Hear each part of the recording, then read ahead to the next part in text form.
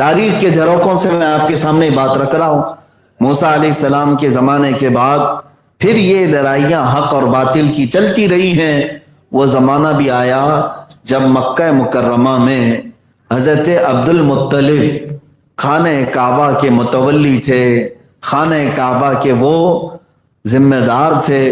اس زمانے کی بات جب رسول پاک صلی اللہ تعالیٰ علیہ وسلم کا ورود مسعود ابھی مکہ مکرمہ میں نہیں ہوا تھا، آپ کی ولادت پاک ابھی نہیں ہوئی تھی۔ اس زمانے میں ہوا یہ تھا کہ ایک یمن کا بادشاہ ابرہا، جس کو یہ حسد ہو گیا اللہ کے گھر سے، خانہ کعبہ کے پاس لوگ دور دراز سے آتے ہیں، طواف کرتے ہیں۔ یہ ہر زمانے میں ہوتا رہا، ایسا نہیں کہ اسی زمانے میں۔ آدم علیہ السلام سے خانہ کعبہ کا طواف چل رہا ہے، ہر زمانے میں سارے انبیاء کرام بھی وہاں پہنچتے رہے۔ تو ابرہا نے یہ کہا کیوں نہ میں یمن میں اس سے بہتر کعبہ بنا لوں۔ وہ جا کر کے یمن میں بہت خوبصورت اچھی عمارت بنایا اور اس کو کعبے کا نام دیا، اور اس نے لوگوں کو بلایا کہ اب مکہ والے کعبہ میں جانے کی بجائے یمن والے کعبے میں آؤ۔ حسد کی بنیاد پر اس نے ایک دوسرا کعبہ بنا ڈالا۔ میرے عزیزو، آج یہی حق و باطل کے درمیان خط امتیاز ہے۔ میں چیلنج کرتا ہوں، خانہ کعبہ کی جو عمارت ہے نا، وہ جتنی عمارت ہے آج آپ جا کر کے دیکھیں، مشکل سے یہاں پر 40x60 کا ایک جگہ ہو اور اس پر کوئی بلڈنگ بنا ہے۔ میرے اندازے کے مطابق ہمارے ہاں بلڈنگ بنانے میں جتنا خرچہ آتا ہے اس سے بھی کم خرچہ آئے گا ایک 4 کونے والی عمارت بنانے میں۔ بس خانہ کعبہ میں کیا بنانا ہے؟ کوئی روم نہیں بنانا ہے، کوئی بالکنی نہیں بنانا ہے، چوکور ایک عمارت بنانی ہے۔ تو پھر ان سب سے ہم کہتے ہیں تم بھی ٹرائی کر کے دیکھ، کیوں نہیں لیتے؟ ویسی ہی 4 کونے والی ایک عمارت بنا دیتے۔ چند لاکھ روپے ہی کا تو خرچہ ہے، لیکن کوئی بنا نہیں سکا۔ میرے عزیزو، حق و باطل کے درمیان خط امتیاز یہی ہے، بلڈنگیں ویسی لاکھوں بنائی جا سکتی ہیں، لیکن لوگوں کے دلوں کو کون اس طرف کھینچ سکتا ہے؟ کشش کہاں سے لا سکیں گے ہم؟ جو خانہ کعبہ کے اندر ہے وہ ہر ایک عمارت کے اندر نہیں آ سکتی۔ ابرہا نے بنا تو لیا یمن میں، اور لوگوں کو دعوت بھی دی پیسے دے کر کے، کھانے پر بہت سارے لوگ گئے۔ مکہ کا ایک شخص بھی وہاں گیا۔ ظاہر سی بات ہے قریش اور مکہ والے خانہ کعبہ سے بے انتہا محبت کرتے رہے ہر زمانے میں، اس کے لیے انہوں نے جانیں بھی نچھاور کر دی۔ اس شخص کو اتنی تکلیف ہوئی یہ سن کر کے کہ مکہ کے علاوہ دوسری جگہ کعبہ کیسے ہو سکتا ہے۔ ابرہا کے اس کعبے کو دیکھنے کے لیے وہ گیا، چاروں طرف سے دیکھ کر کے اس کے بنائے ہوئے کعبے کے سامنے کھڑے ہو کر پیشاب کیا اور کہا ابرہا تیرے بنائی ہوئی اس عمارت کی یہی حیثیت ہے کہ مکہ والا آ کر کے یہاں تیرے سامنے پیشاب کر کے جاتا ہے۔ اس نے اس کی توہین کی، اس کی توہین ایسی، بادشاہ نے اسے ختم بھی کیا۔ اور عمارت کی جب کہ کوئی پیشاب کر کے جائے تو پھر بچا کیا اس کا؟ بادشاہ اتنے غصے میں آیا کہ مکہ والا ایک شخص آ کر کے میرے بنائی ہوئی عمارت کے سامنے پیشاب کر کے چلا گیا، جس کو میں دنیا کی سب سے مقدس عمارت بنا رہا تھا۔ تو اس غصے کے مارے وہ ایک ہاتھیوں کا لشکر لے کر اس خانہ کعبہ کو ڈھانے کے لیے آیا کہ اب اس کعبہ کو میں نہیں چھوڑوں گا جو مکہ والوں کے بیچ میں ہے۔ انہیں اس بدبخت کو یہ نہیں معلوم تھا کہ یہ کعبہ مکہ والوں کی تحویل میں نہیں ہے، یہ خانہ کعبہ براہ راست اللہ رب العزت کی حفاظت میں ہے۔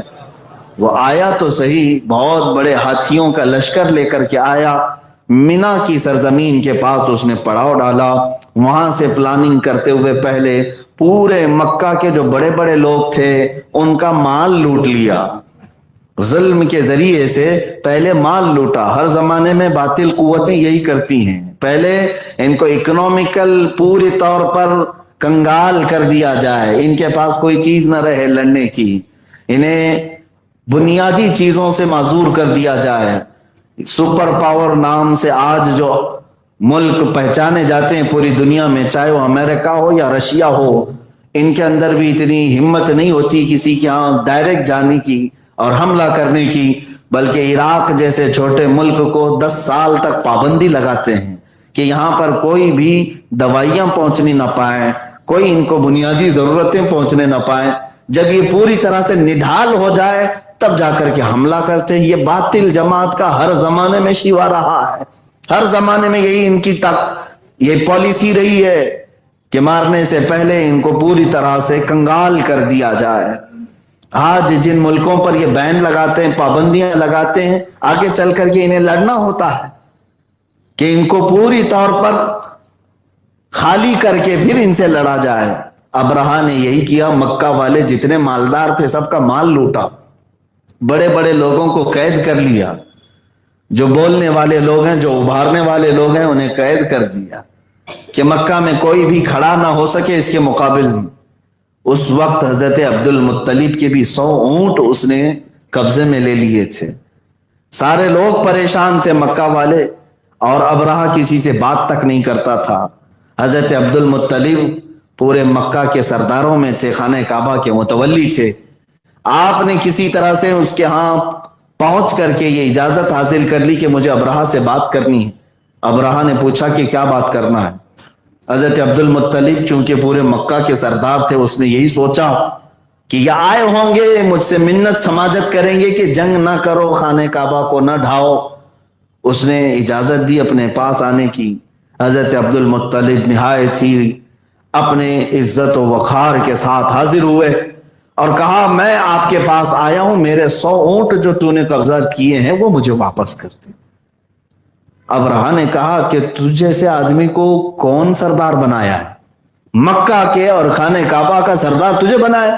میں کس لیے آیا ہوں تجھے پتا ہے؟ کہا ہاں مجھے پتا ہے، تو خانہ کعبہ کو ڈھانے کے لیے آیا، حملہ کرنے کے لیے آیا، مکہ کو تباہ و برباد کرنے کے لیے آیا ہے۔ تو پھر ابرہہ نے کہا، سردار تو ہے، تو پہلے یہ ریکویسٹ کرتا کہ مکہ پر حملہ نہ کریں، تو اپنے اونٹوں کی بات کرنے آیا۔ حضرت عبد المطلب نے فرمایا کہ ابرہہ، اونٹوں کا مالک میں ہوں، وہ میری ملکیت میں ہے، خانہ کعبہ کا مالک جو ہے وہ تجھے دیکھ لے گا۔ حق و باطل کے درمیان یہی خط امتیاز ہے، اللہ کی ذات پر توکل اور یقین آخر وقت تک۔ ابرہہ نے انہیں ان کے اونٹ واپس کیا اور واپس چلے گئے۔ اب جو حالات ہیں، جو روایات بتاتی ہیں، دوسرے دن اس نے اپنے ہاتھیوں کو دوڑایا، ہاتھی کسی صورت مکہ کی طرف جانے کو تیار نہیں، یہاں تک کہ زنجیروں میں باندھ کر کے ہاتھیوں کو کھینچا گیا، ان کو بھالے اور نیزے مارے گئے، ہاتھی ایک بھی ہاتھی خانہ کعبہ کی طرف جانے کو تیار نہیں، اور کسی بھی طرح سے حملہ کرنے کو کوئی ہاتھی کھڑا نہیں ہو رہا ہے، اور کسی نہ کسی طرح سے ہاتھیوں کو تیار کیا گیا، اور پھر جب خانہ کعبہ کی طرف بڑھایا گیا تب پھر اللہ رب العزت کی طرف سے وہ فیصلہ آیا جو حق و باطل کے درمیان فرق کر دیتا ہے۔ اللہ فرماتا ہے وَأَرْسَلَ عَلَيْهِمْ طَيْرًا أَبَابِيلَ، ہم نے ان پر ابابیل چڑیوں کو بھیجا، ترمیہم بحجارۃ من سجیل، وہ ان کو مارتی تھیں، کس طرح سے؟ ہلکے نوکیلے پتھروں سے ایسا مارتی تھیں، 3 کنکریاں ہر ابابیل نے ان پر گرائی، اور ایک کنکری جب کسی ہاتھی پر گرتی تو اس ہاتھی کا پیٹ پھٹ جاتا اور آگ لگ جاتی تھی۔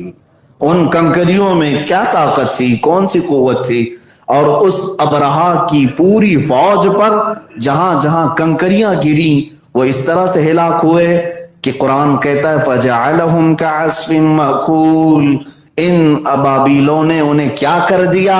ایسے کر دیا جیسے کوئی مرغی کو کھا کر کے چھوڑا ہوا ہے، یعنی پورے پر چھیل لیے ہوں، گوشت کھا چکے ہوں۔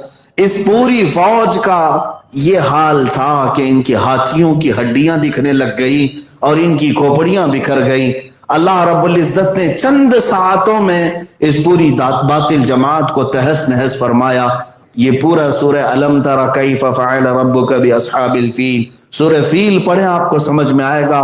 وہ نکلا تھا حرم کعبہ کو ختم کرنے کے لیے، اور بظاہر اللہ رب العزت نے انسانوں کی جماعت سے ان کا مقابلہ نہیں کروایا، بلکہ ہلکی چھوٹی چڑیوں کو بھیج کر باطل کو ان کی اوقات یاد دلائی۔ میرے عزیزو، یہی چیز اللہ رب العزت کے قوانین میں اور اس کے دستور میں ہمیں نظر آتی ہے کہ جب جب حق اور باطل کا ٹکراؤ ہوتا رہا ہے، بسا اوقات اللہ بہت چھوٹی سی طاقتوں سے باطل کو ہمیشہ کے لیے ختم فرماتا ہے۔ وہ رب ذوالجلال ہے جو نمرود کو مچھر سے ہلاک فرماتا ہے، وہ رب ذوالجلال ہے جو فرعون کو پانی سے ہلاک کرتا ہے، وہ رب ذوالجلال ہے جو ابرہہ کو ہلکی ہلکی کنکریوں سے ابابیل سے ہلاک کرتا ہے، وہی رب ذوالجلال ہے جو ابو جہل کے غرور کو چھوٹے بچے معاذ اور معوذ سے ختم فرماتا ہے۔ حق اور باطل کے ٹکراؤ میں یہ اللہ رب العزت کا قانون بھی ہے کہ وہ باطل کو ان کی طاقت اور ان کی قوت کے اعتبار سے اتنے بڑے چیز سے مقابلہ نہیں کر پاتا، اللہ تعالی بہت ہلکی چیزوں سے ان کا خاتمہ فرما